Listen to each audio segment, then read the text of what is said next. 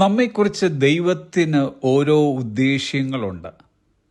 ആ ഉദ്ദേശ്യം മനസ്സിലാക്കി നമ്മുടെ ജീവിതത്തെ ക്രമീകരിച്ച് മുൻപോട്ട് പോകുന്നവരാണ് യഥാർത്ഥ ക്രിസ്തുവിശ്വാസികൾ. ദൈവത്തിൻ്റെ ഉദ്ദേശ്യങ്ങൾ വിദൂരമായ നിഗൂഢതയിൽ മറഞ്ഞിരിക്കുന്നതല്ല.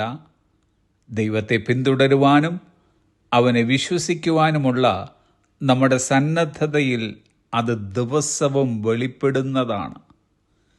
ഇന്ന് നാം നടക്കേണ്ടുന്ന വഴി അവിടുന്ന് നമുക്ക് കാണിച്ചു തരും. അങ്ങനെ അതാത് ദിവസം ദൈവം കാട്ടിത്തരുന്ന വഴിയിലൂടെ നാം യാത്ര ചെയ്യുമ്പോൾ നാം സമാധാനത്തോടെ നടക്കുന്നു.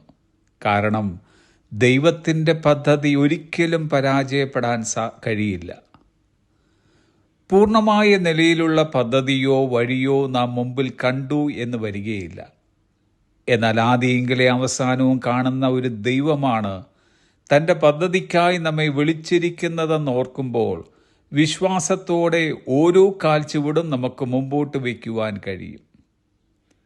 അബ്രഹാം നക്ഷത്രങ്ങളെ മാത്രമേ കണ്ടുള്ളൂ. യോസഫ് കാരാഗൃഹമുറി മാത്രമേ കണ്ടുള്ളൂ. എസ്തർ അപകട സാധ്യത മാത്രമേ കണ്ടുള്ളൂ. പൗലോസ് പലപ്പോഴും തൻ്റെ കൈയിലെയും കാലിലെയും ചങ്ങലകൾ മാത്രമേ കണ്ടിരുന്നുള്ളൂ.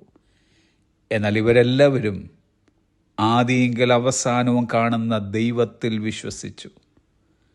അബ്രഹാം കാണാത്ത കാര്യങ്ങളിലേക്ക് വിശ്വാസത്താൽ നടന്നു. യോസഫ് സഹിഷ്ണുതയോടെ ദൈവത്തിൻ്റെ സാന്നിധ്യത്തിൽ മുന്നേറി.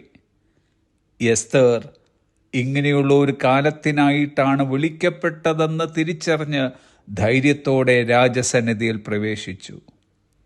പൗലോസാകട്ടെ ദൈവത്തിൻ്റെ ദൗത്യം പൂർത്തിയാക്കുന്നതിനായി തൻ്റെ ജീവിതം സമർപ്പിക്കുകയുണ്ടായി. തിരുവചനം പറയുന്നത് സദൃശ്യവാക്യങ്ങൾ 3-ാം അധ്യായം 6-ാം വാക്യം, നിന്റെ എല്ലാ വഴികളിലും അവനെ നനച്ചുകൊള്ളുക, അവൻ നിന്റെ പാതകളെ നേരെയാക്കും. 138-ാം സങ്കീർത്തനം 8-ാം വാക്യം, യഹോവ എനിക്ക് വേണ്ടി സമാപ്തി വരുത്തും. മുൻപിൽ നാം അരക്ഷിതാവസ്ഥ കാണുമ്പോൾ ധൈര്യപ്പെട്ടിരിക്കുക.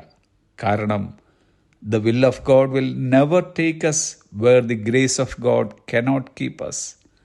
ദൈവകൃപയ്ക്ക് നമ്മെ നിലനിർത്താൻ കഴിയാത്തയിടത്തേക്ക് ദൈവഹിതം ഒരിക്കലും നമ്മെ കൊണ്ടുപോകില്ല.